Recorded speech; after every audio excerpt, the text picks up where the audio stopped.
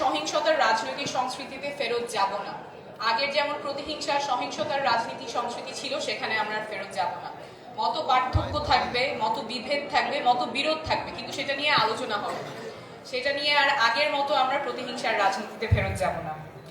আজকে অনেকেই বলেছেন যুবকদের স্বপ্নের কথা, সম্ভাবনার কথা, কিভাবে বাংলাদেশকে যুবকরাই পরিবর্তন করতে পারবে, তরুণরা পরিবর্তন করতে পারবে।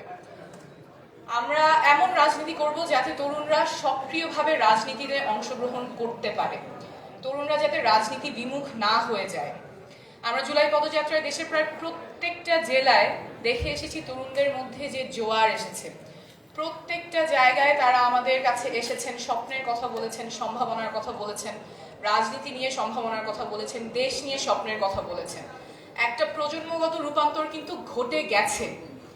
এই যে রাজনৈতিক সচেতনতা তৈরি হয়েছে, এটা আমাদের লালন করতে হবে, সাস্টেইন করতে হবে, আরো এনহ্যান্স করতে হবে। এবং এখানে আমি আশা করব আজকে যারা যুব সংগঠন আছেন, যুব শক্তি আছেন এবং রাজনৈতিক দল আছেন, তারা এই স্বপ্নটাকে লালন করতে সাহায্য করবেন, সহযোগিতা করবেন।